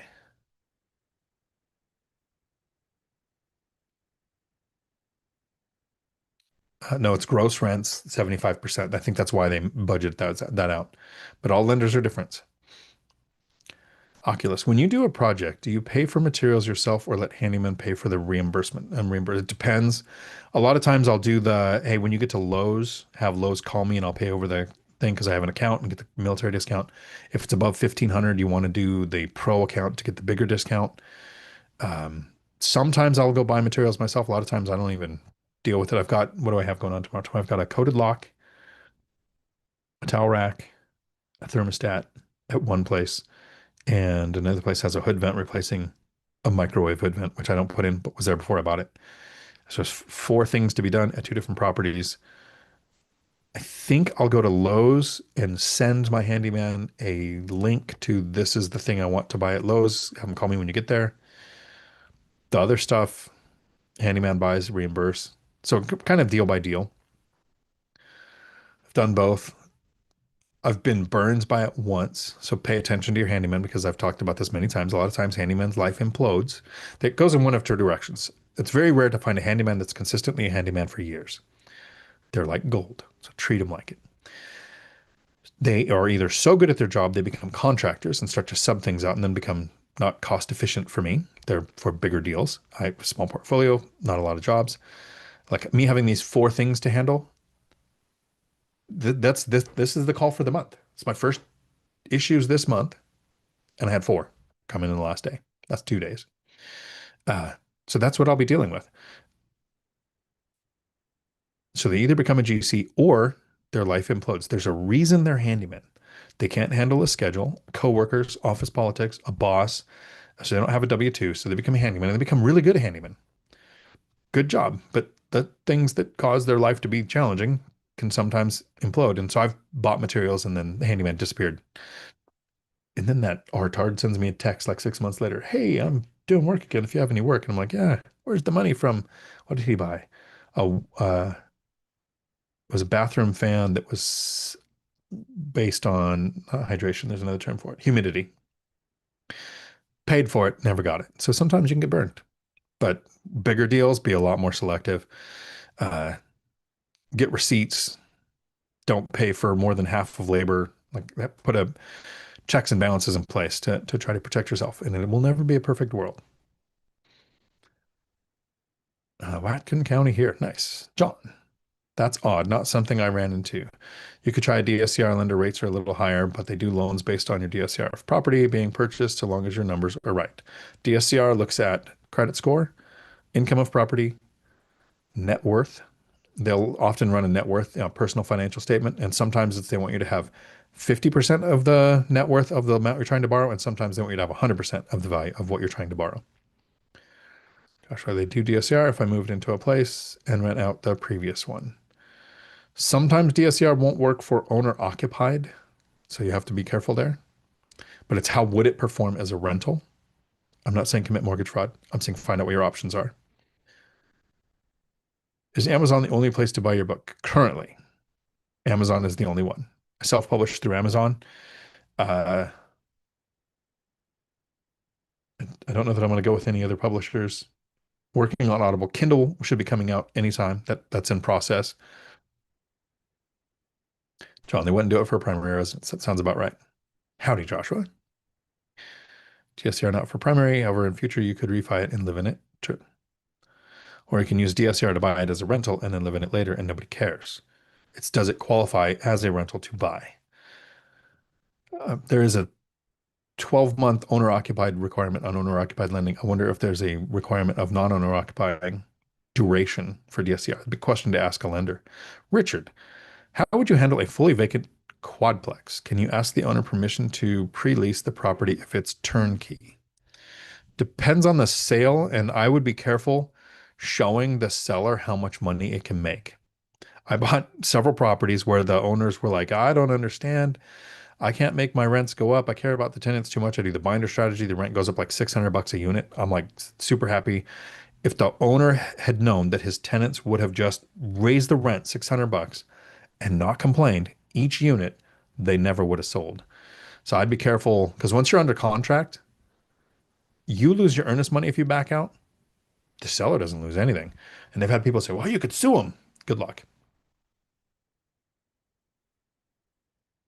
I think I would just handle the month that it takes to get it ready, to get it listed, to get once you're closed, because there's a lot of slips, sticks, the cup, and a lip, uh, until you've actually got closing docs recorded with county. And even when you close on a property, I think you have 72, 48 hours to just completely change your mind and back out. I mean, yeah, you lose your earnest money, but you don't own the property. Martin Properties, howdy. And all fire up, howdy. Every time you hit the like button, an angel gets its wings. I made a goal to buy another property by the end of 2026 and help my dad use his VA loan to get his first property. I like it. Strong goal. What's it make? Following the marketing strategy I learned, it gave me over 50 inquiries and 10 applications in a market rate rented Class C property. Nice. Awesome. We covered the marketing strategy at the end of today's members only video on the deal we looked at. Love it. Jay Pasco, join members only. Cool. That'll probably be, I don't think there'll be a members only this weekend because I'm in Vegas, but the following weekend there will be, and the week after that. And there might be a members only on a Tuesday at 6 o'clock since there's no course calls in October.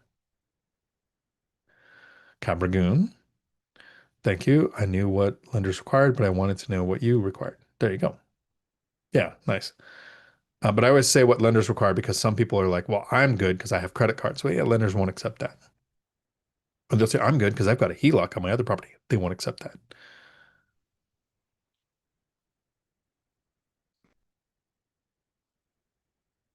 Hadwell, because assets are not money. Very good. You're not a millionaire if you have assets worth 1 million.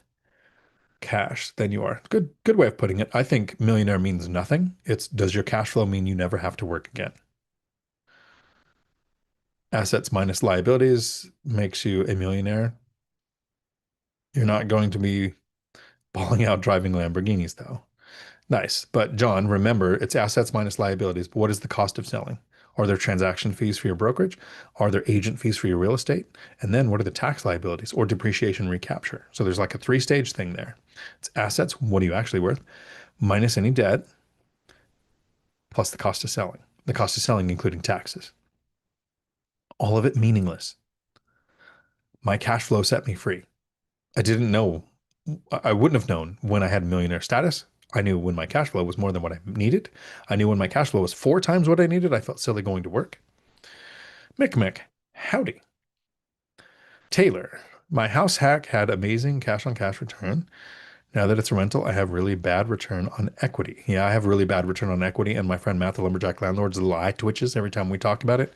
But I don't care about return on equity. I just don't. I want to know what my cash flow is compared to what my needs are. If I sold everything and reinvested, I'd make more money. The goal isn't more money. The goal is time freedom. I have dialed in rentals with existing tenants with very low tenant turnover and very low issues. Yeah. I might sell my first property and then I'll decide what I do with the equity after that. But I've never done a cash out refinance or taken out a home equity line of credit or sold for a 1031. This was a burr. This was my first and only burr, last burr, never doing it again. That's why I might sell.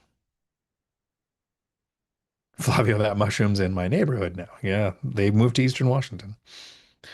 Hadwell, Assets or liabilities, since assets values are inconsistent and unpredictable. No, I don't know that I agree. I love it when we say different things. We're not an echo chamber. We don't need to agree. It's a great statement. Assets can be liabilities. I think your home so many people say the house you live in is your biggest asset for the American dream. Other people say the house you live in isn't an asset, and because they define it as an asset is something that puts money in your pocket, and a liability is something that takes money out of your pocket. The best definition I've heard. Robert Kiyosaki, Rich Dad Poor Dad. I describe it as everything you own is a Schrodinger's asset or liability that nobody knows what it is until you look at the numbers. You would think that I owe $1.5 million in debt on real estate. So that's a big liability, right? That $1.5 million in debt is why I own over $7 million in actual real estate and why I make $21,000 a month in pure cash flow after all expenses, after setting aside over $5,000 for repairs, maintenance, and vacancy, after taxes to learn how to live on. And most of my life, I never made more than 60,000 a year. That's 5,000 a month.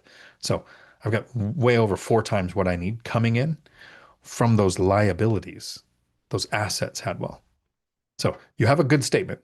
Their values fluctuate. Just like everyone else, I wish the property values would tank, hope for a crash, just like the crash bros, everybody that watches the crash bro videos because they want a crash to happen. Things would be on sale and I could buy them, right? Rents have never gone down since we started tracking the data in 1940. Not once. I own Class C properties, working class properties. I targeted them on purpose. Just like earlier I mentioned, I don't want in a good school district. I don't want uh, like super cheap properties. I want properties that are going to maintain tenants long term. I want Class C because if there is a pandemic, stock market crash, prolonged government shutdown, this black swan event, rental demand for Class C properties goes up. In 2009 and 10, rents went up in Class C properties because all of the millions of people going through foreclosures became renters, increasing demand on rentals. So, can their value change? Yes, meaning, I agree with Hadwell, net worth means nothing. Cash flow sets you free. And David Green said it, if you need $5,000 a month in cash flow, you don't retire when you get to $5,000 a month in cash flow. I agree. He followed it up with then you got to create a business and grow big money, and that's stupid, in my opinion. He's not stupid. That business model for most people is stupid because they don't have the BiggerPockets platform to grow a lending business on. What I think is if you need $5,000 a month to retire, I needed four, right? Kids have moved out of the house, single. I don't have an extravagant lifestyle. I needed four, a house hack, drive paid off vehicles. But if you need five and your cash flow hits $20,000 a month, mine hit 16 when I wanted to retire, which is like, wow, working is stupid. So yeah, rents can drop by 50%. I'm still not going back to work. I can have a lawsuit, a long eviction. All kinds of things can happen. I'm still not going back to work. I don't retire when my assets covered my expenses. I retired when my assets covered my expenses and a big enough buffer to do two things. Most people talk about the first. The first thing you want to cover is what happens if something goes wrong. I have evictions. Tenants don't have to pay. Whatever happens. Even in 2020, I didn't have any missing rent. And if I did, the CARES Act put $46 billion into an account for landlords to apply for. So I had some tenants get a couple of months. I got money in advance with that system. It wasn't missed rent that was caught up. It was I got paid 2 months in a month when I had already been paid. So the next 2 months I didn't have money coming in from those tenants because I'd already received it. So once the amount of cash flow gets so much, your assets set you free. But you need that buffer. That's the first thing that people talk about. The second thing that hardly anybody talks about, I'm continuing to invest. I still live on around 4,000. I have reverse budgets. I require that I spend $2,000 a month eating out. I have a travel budget. I have a new vehicle budget, but there's still over 21,000 a month coming in. And that 5,000 a month that I set aside for repairs, maintenance, and vacancy, that actually comes to me because the reserve account is full. So that money goes into the future investing fund, meaning every year there's 150,000 that I'll use for the down payment on the next thing. I don't want more properties, but money sitting in the bank is losing value to inflation. And anybody who's like, well, you could donate it. I donate 40 plus $1,000 a year into property taxes that gets used for all kinds of social programs. So I'm covered. Uh, I want to do a video on why I don't tithe, but it's, it's just because we already do. Paula, thank you for the question or the statement. Hard part about having property in LA County is the fact that you can't raise rent that are under market value when you just paid over asking price, and you can't ask for more than 1 month rent. A lot of reasons where cash flow is limited by rent control on properties that haven't been having their rents increased over time. That's a big challenge. It makes it harder to buy, makes it awesome to own. I literally sent an email, Paula, out at the beginning of this year to all my tenants. In this year, since we did an increase last year, there would be no I do 5% every other year unless I'm using the binder strategy where the tenants ask me to raise the rent.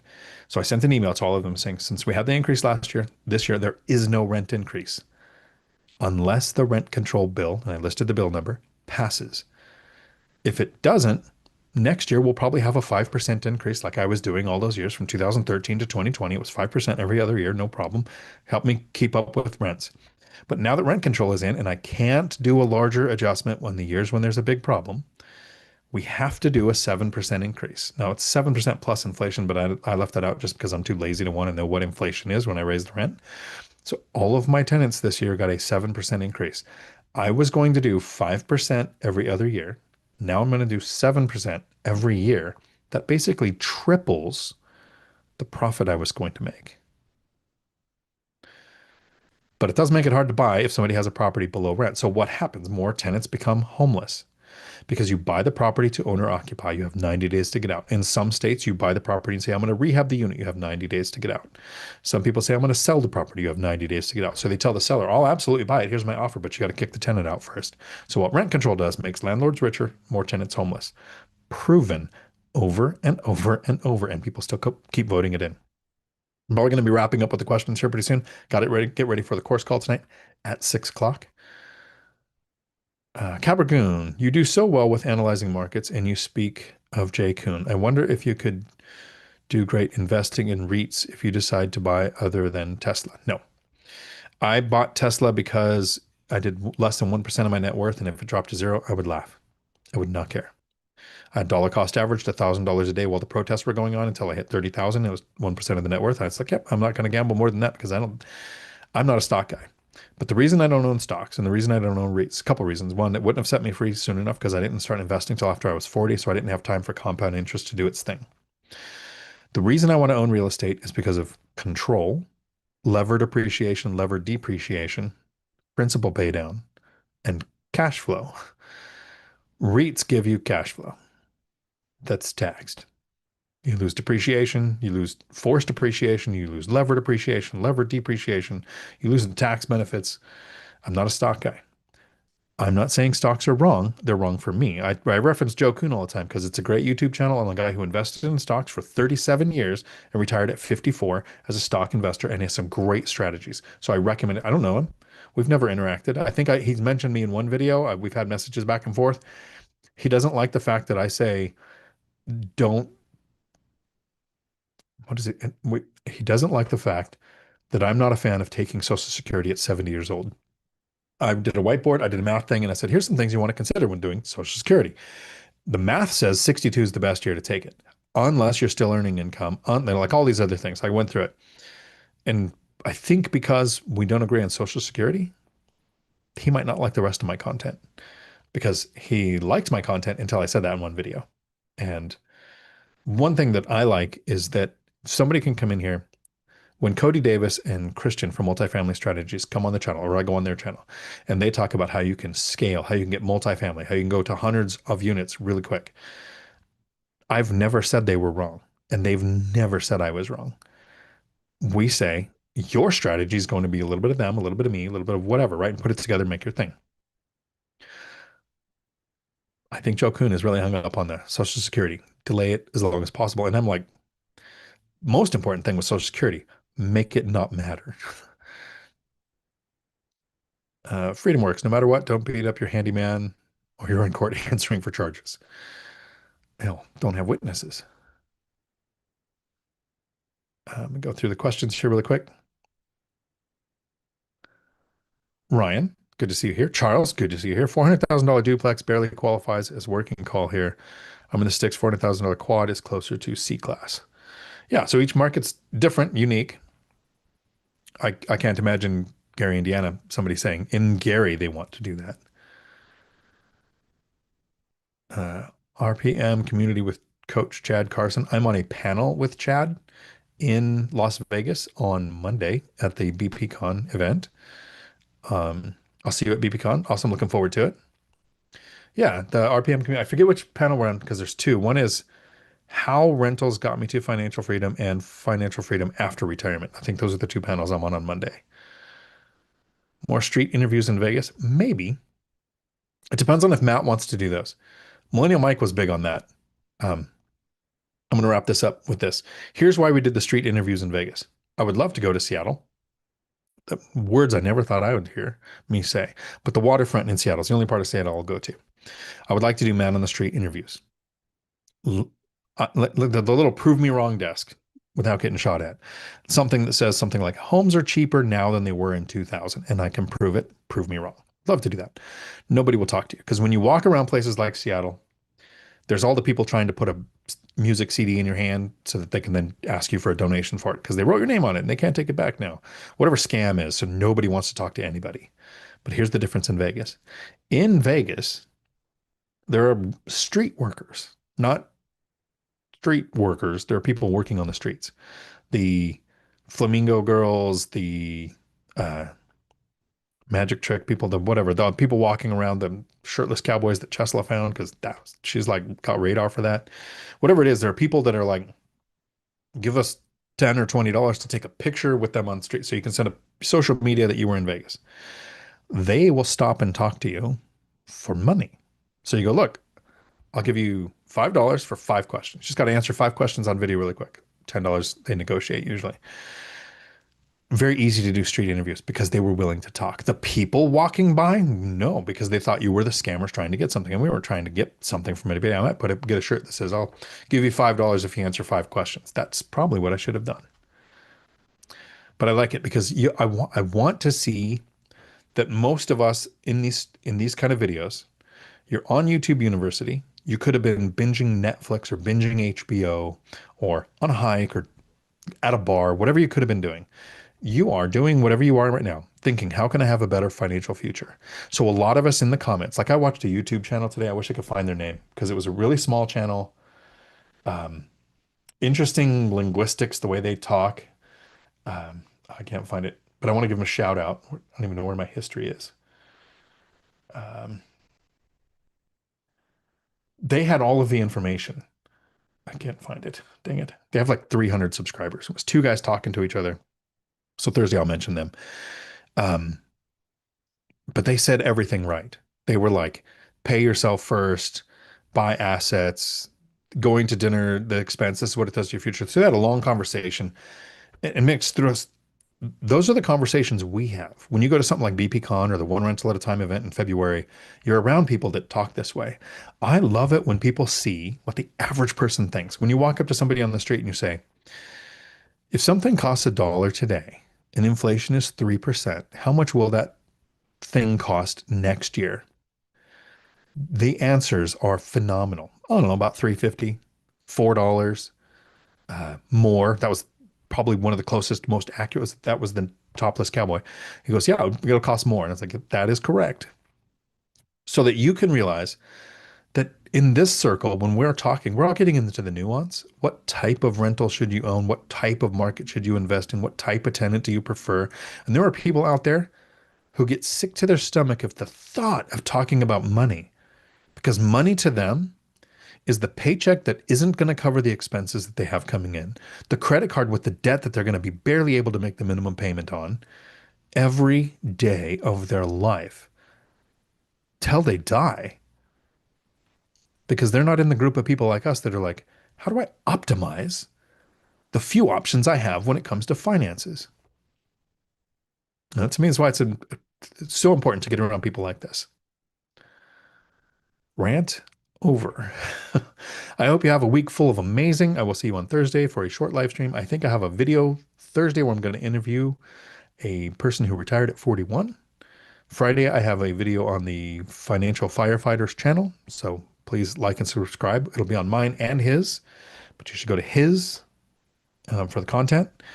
Support his channel, where I'm going to talk about my strategy of buy and hold small multifamily, holding properties until I die, self-managing. versus fractional real estate investing. Ciao.